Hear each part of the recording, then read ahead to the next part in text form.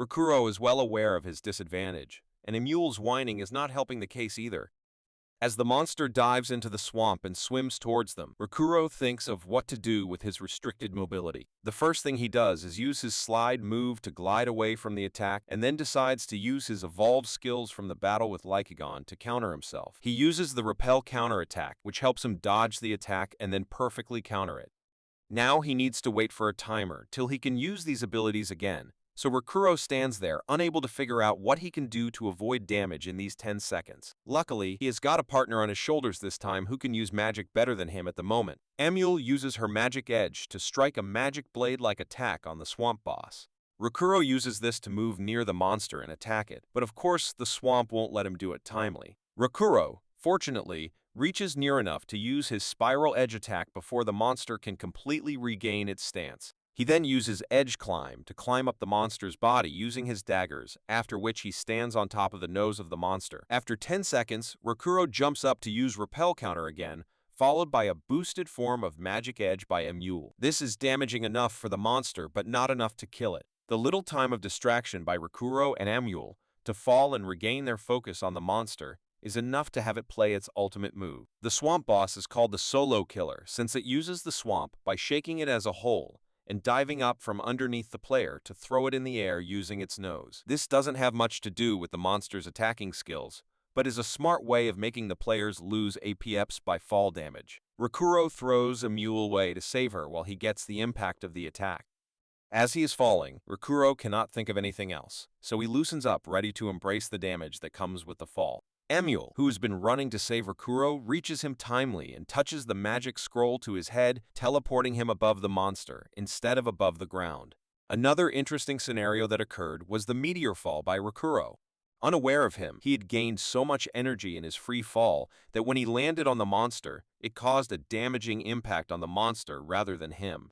This became a mistake meteor fall, rather than a simple meteor fall granting Rakuro yet another lucky win, along with a level up. Even though the situation was crucial, and even Rakuro does not know how it all happened, he is glad that they survived this time. On their way to third drama, Rakuro gobbles down random herbs to improve his HPs, while Emule once again gushes about being excited to have Rakuro spend full time in Rabituza once they successfully reach third drama. Rakuro points out the concern of hiding Emule from other players, as he does not want to draw more attention, like what happened in Secondale. He asks if Emule has any idea, so she tells him she can use her mysterious Vorpal bracelet. It is a treasure for the Vorpal bunnies to hide their identities. Using metamorphosis, Emule turns from a bunny to a girl, which would allow them to inconspicuously enter the city. Rakuro, however, is unable to respond to the comments by Emule, since he is wondering what kind of turns the God Tier game has to introduce a bunny girl in such a serious plot. Suddenly, Emule turns back to her real form because using the transformation is exhausting. The two decide to use it once they reach the city and then hurry to some secluded place so she can transform back. Rakuro is a little unimpressed by how third drama looks, but excitedly marches with Emule to enter the city. At the entrance, the guards are weirded out by almost everything about Rakuro from his head to his naked self up until the curse marks him. Before he could say anything, Emule begins her dramatic point of view about the life of Rakuro, a story she quotes as saddening for everyone. As she announces his life until he gets the Lycagon mark, many people seem to have become attentive to her dramatics, while the guards are a little weirded out by her, so they allow them to go ahead. That is only until a girl grabs his arm to stop him. When the two girls uploaded a screenshot of him and Emule, the whole form of the game went into chaos. All the senior players were either concerned about the talking bunny situation, or the fact that a beginner encountered a Lycagon and got cursed by it. In all the chaos and rumors, Orshalot, not a simple one, but an interest to kill Rakuro until he gets information out of him. A Shurikai is indeed the group of player killers, so it is a given that Rakuro is up for some more unforeseen danger than he expected.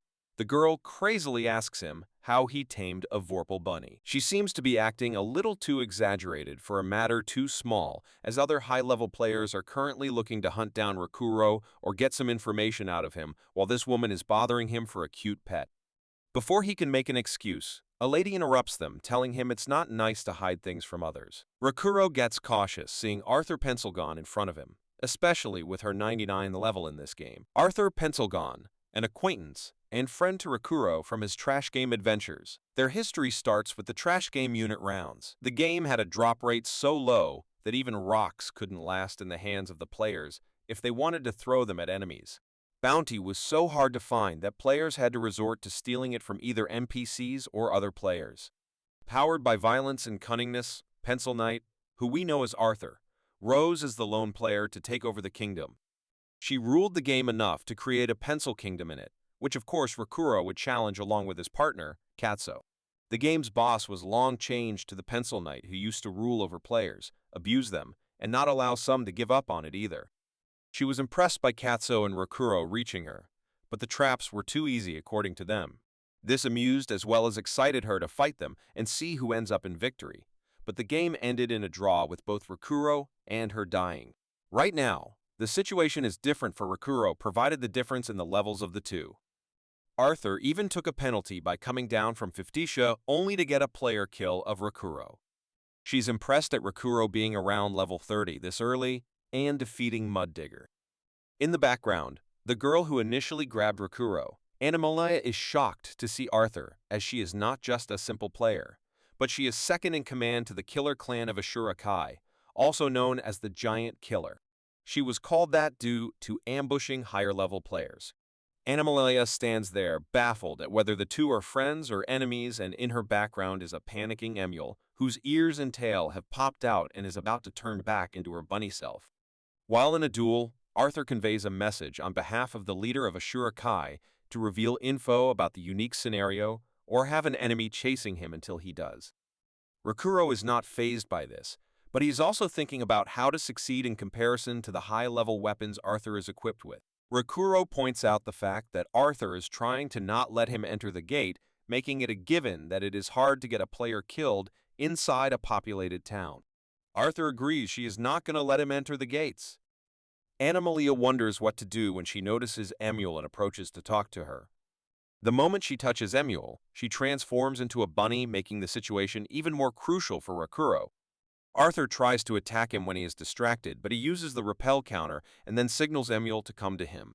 He starts running towards the gate, telling Animalia he will think about letting her get a screenshot with Emule if he survives this situation.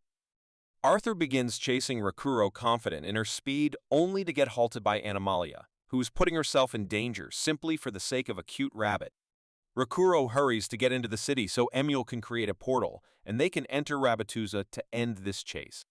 He suddenly makes a sharp stop as Arthur mentions from behind that just because she was serving as a messenger doesn't mean she came here alone. Rakuro is faced by 4 more peekers in front of the gate.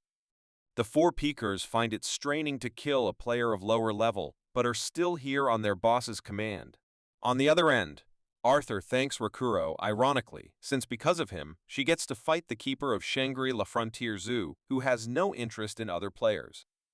As Rakuro damages the attacks of his enemies, Animalia casts 5 strong curses at Arthur, and it seems like God works until she sees them get absorbed by Arthur and be reflected at her.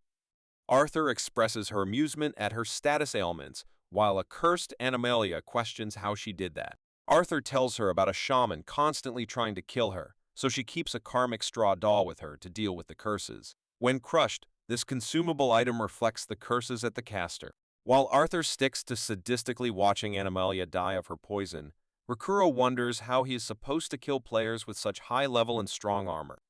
That is, until a player jumps into the situation with a rock-smashing attack, killing one of the players in that single hit. Another Pekier is shocked at the unparalleled firepower of the attack monster, while Rakuro has no idea what is going on. Well, his savior is none other than Ri, who has been looking around Shangri-La Frontier for him ever since he started. It was her sister's mail to her and the screenshot that helped her find Rakuro after she logged into the game. She rushed towards Third Emma, and after noticing him in a player-versus-player combat, she knew if she saved him from the Peekers, she would have the perfectly natural opportunity to talk to him. Arthur knows that things are intense between her comrades and Rakuro, and it is now proved to her that the skills he built by playing trash games of all genres are stronger than any high-level items and stats, and these skills are specifically a valuable asset in Shangri-La Frontier. She thinks of the update of Katsuo also starting the game and how this entire situation makes some projects of hers look more possible. Arthur's eyes go wide when she sees Saiger's Zero, who we know as Rei, to Rakuro's rescue. She then gets excited and grateful to have come to meet Rakuro, as this interesting guy first lured the zookeeper, and now the attack master to help him. She's about to move towards that situation when Animalia's words stop her. She points out that the straw dolls top out after 5 spells, which she has already cast, so now it's a question of whether Arthur can survive her final attack without the doll.